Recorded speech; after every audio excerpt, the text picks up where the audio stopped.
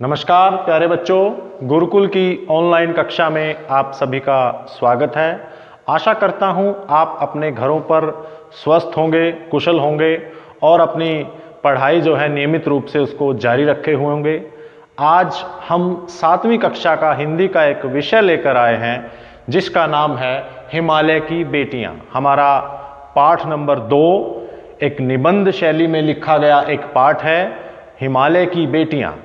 इस पाठ का जो लेखक है वो हमारे लेखक हैं नागार्जुन। नागार्जुन का जन्म 30 जून 1911 को मधुबनी बिहार में हुआ। एक बड़े ही महान प्रतिष्ठित लेखक हैं जिनका जन्म बिहार में हुआ और इनकी मृत्यु 5 नवंबर 1988 को दरभंगा में हुई। 5 नवंबर 1988 को। अगर हम नागार्जुन की और कृतियों की बात करें तो इन्होंने बहुत से उपन्यास और कहानियां लिखी हैं जिसमें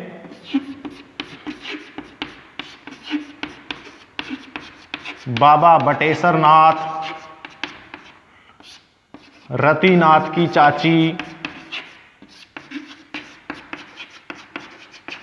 इत्यादि प्रमुख कृतियां जो है नागार्जुन ने की। लेकिन आज हम चर्चा करेंगे हिमालय की बेटियां, उनका लिखा हुआ एक निबंध शैली में जो लेख है जिसका यहां पर वर्णन हम कर रहे हैं। तो हिमालय की बेटियां यानी कि हिमालय पर्वत की गोद से निकलने वाली नदियों को कहा गया है। तो हिमालय की बेटियां किसे कहा गया है बच्चों?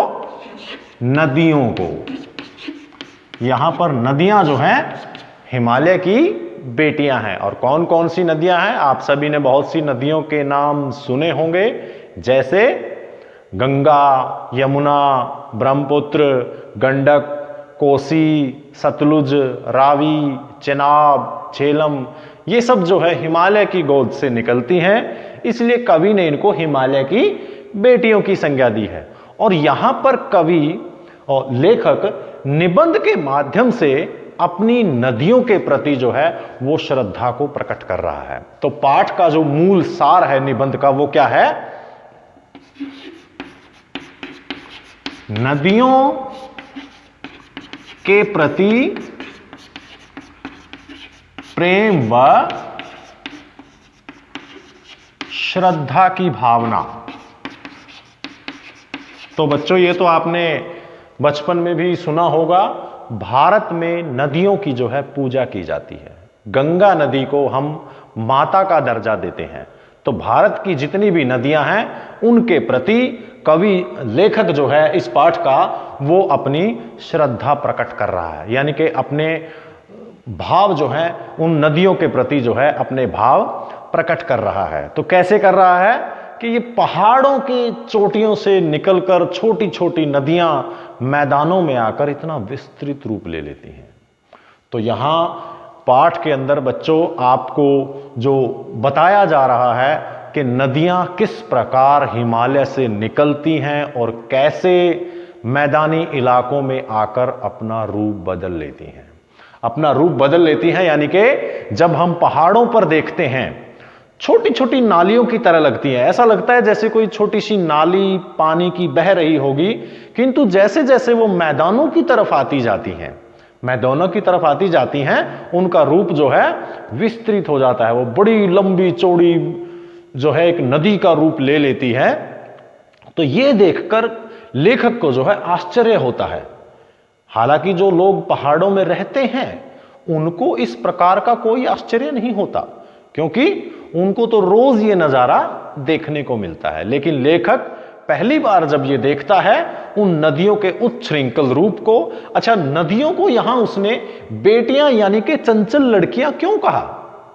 क्योंकि नदियां हिमालय से जब निकलती हैं, अब जब इतनी ऊंचाई से पानी गिरेगा तो वो एकदम से शोर करता हुआ, मस्ती करता हुआ और बहुत तेज गति से नीचे की ओर आएगा, क्योंकि पानी का स्वभाव है वो ढलान की तरफ नीचे गिरता है। तो इसी प्रकार ये नदियां भी हिमालय की गोद से निकलकर बहुत तेज गति से बहती हैं।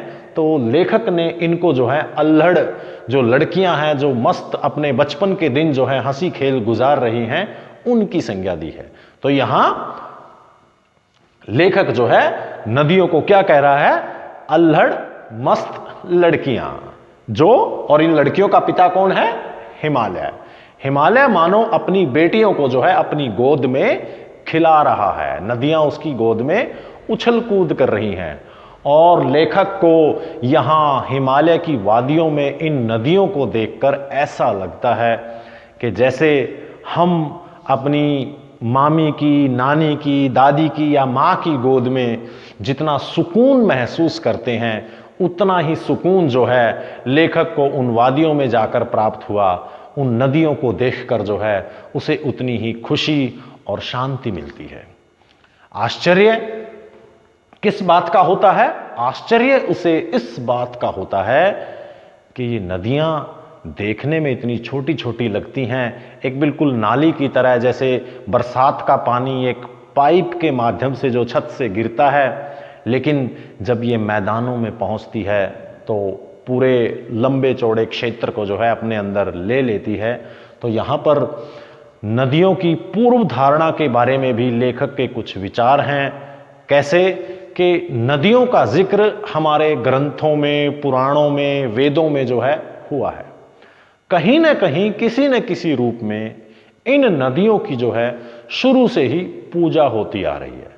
तो यहां जब लेखक श्रद्धा भाव उत्पन्न हो रहा है, नदियों के प्रति अपने भाव प्रकट कर रहा है, तो ऐसा भविष्य में भी जो है इस प्रकार का उसका विचार है कि हमें नदियों को एक रिश्ते के साथ जोड़कर देखना चाहिए। यहां नदियों के कई रिश्ते जो है हमने देखे हैं बच्चों। नदियों को किसी ने मां कहा है, किसी ने बहन, किसी ने बेटी। यहां लेखक इस नदी को जो है एक बहन के रूप में भी देखता है। लेखक नदी से कौन सा नया रिश्ता जो है संबंध स्थापित करता है? एक बहन का। लेखक का मानना है कि अपने प्रेम को प्रकट करने के लिए केवल एक ही नाता जो है, जरूरी नहीं कि हम केवल उसको मां के रूप में उसका प्यार प्राप्त करें। हम अपनी भावनाओं को एक प्रेमिका के रूप में, एक बहन के रूप में, एक पिता के रूप में, एक बेटी के रूप में, एक मां के रूप में भी जो है जाहिर कर सकते हैं। तो ऐसा लेखक का विचार है।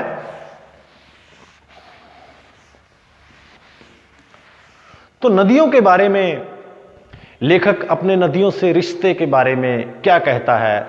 तो लेखक के ऐसे विचार हैं कि जब भी वो उदास होता था, जब भी लेखक बचपन में उदास होता था, तो वो सतलुज नदी के किनारे जाकर बैठ जाता था।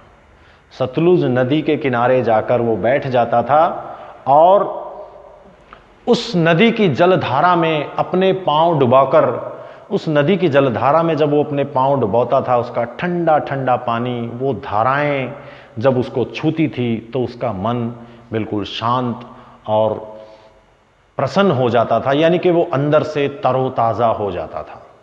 तो बच्चों, जब हम इस निबंध को पढ़ेंगे, बुक में से एक दो बार इसको पढ़ेंगे, तो हमें धीरे धीरे जो है नदियों का महत्व और उनकी पूजा क्यों की जाती थी ये बात समझ में आने लगेगी।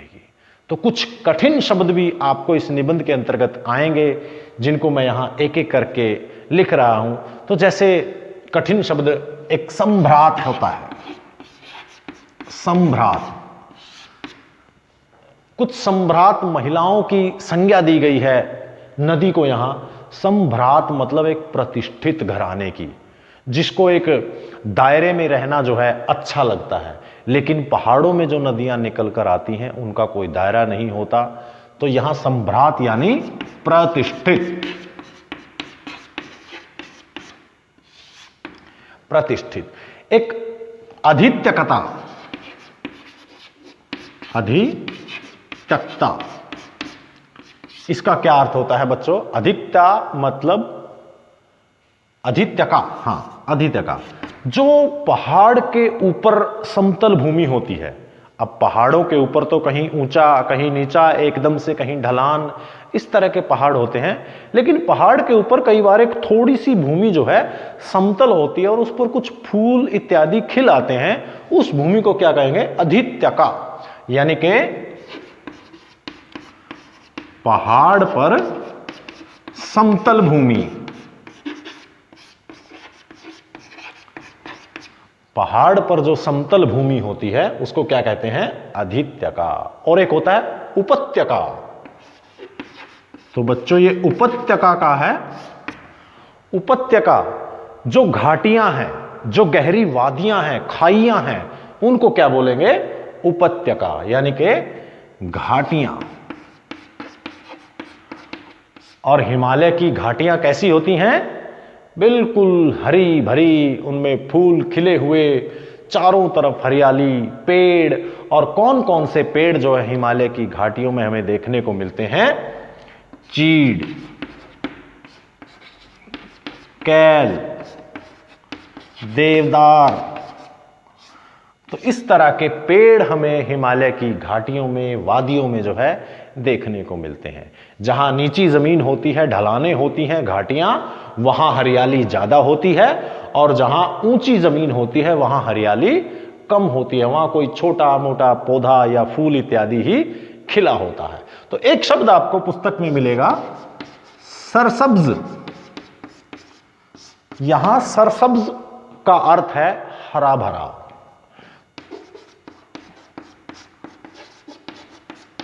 तो ये इस निबंध में कुछ कठिन शब्द हैं बच्चों, जिनका आपको अर्थ ज्ञात होना जरूरी है, ताकि निबंध पढ़ते वक्त आपको उसका अर्थ जो है स्पष्ट रूप से समझ में आ जाए। तो यहां लेखक जो है ये बताना चाहता है कि किस प्रकार वो नदियां एक छोटी सी आकार में वहां से निकलती हैं, एक बच्ची की तरह, और जब वो विशाल रूप लेकर समुद्र में मिलने जाती हैं तो लेखक कहता है कि मानो हिमालय रूपी पिता ने अपनी नदी रूपी बेटियों को समुद्र रूपी दामाद के हाथों में जो है सौंप दिया हो। तो यहां हिमालय क्या है? पिता। ये कुछ प्रतीक हैं निबंध पढ़ते वक्त जिनका आपको ध्यान रखना है। नदियां क्या है? बेटियां। और समुद्र क्या है? दामाद। अब बेटी पिता के घर से निकलकर कहां जाती है?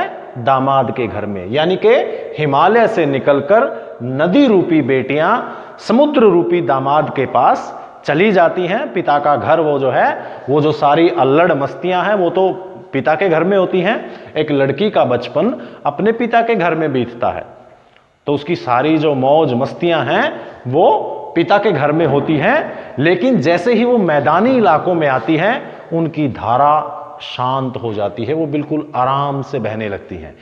इसी प्रकार जैसे जैसे बेटी सयानी होती जाती है तो उसका स्वभाव भी बदलता जाता है, और उसका स्वभाव बदलकर कैसा हो जाता है? एक संभ्रात यानी प्रतिष्ठित सुशिक्षित महिला की तरह एक बिल्कुल शांत नेचर की वो हो जाती हैं। और जैसे ही वो समुद्र रूपी दामाद से मिलती हैं, और कौन सी नदियों का यहां लेखक ने उदाहरण दिया है? ब्रह्मपुत्र और सिंधु।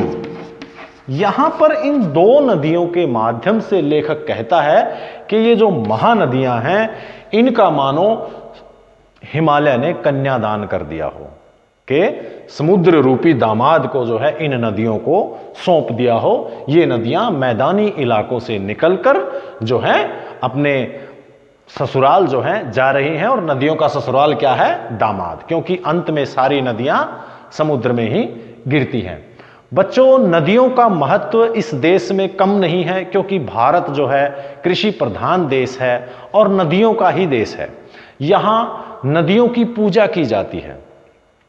ऐसी बहुत सी नदियां हैं जिनके साथ हमारे रीति रिवाज संस्कार जुड़े हुए हैं, जैसे छठ पूजा, स्नान, कुंभ का मेला बहुत मशहूर है। विश्व भर में लाखों करोड़ों लोग जो है इकट्ठे होते हैं, स्नान करते हैं। तो ये सब बहुत से मेले और संस्कार हमारे नदियों से जुड़े हैं, पुरानी मान्यता से जुड़े हैं। हर एक ग्रंथ, हर एक पुराण, हर एक हमारी धार्मिक पुस्तक में इन नदियों का वर्णन है, इनकी पूजा की जाती है। तो यहां लेखक, पाठ को सारांश रूप में मैं फिर से आपको बता रहा हूं, लेखक जो है नागार्जुन जो है वो नदियों के प्रति अपना प्यार प्रकट कर रहा है। नदियों के प्रति अपनी प्रेम भावना को उजागर कर रहा है, उन्हें एक चंचल बाला के समान बता रहा है और उनका स्वभाव जो है धीरे धीरे बदलता हुआ दिखा रहा है।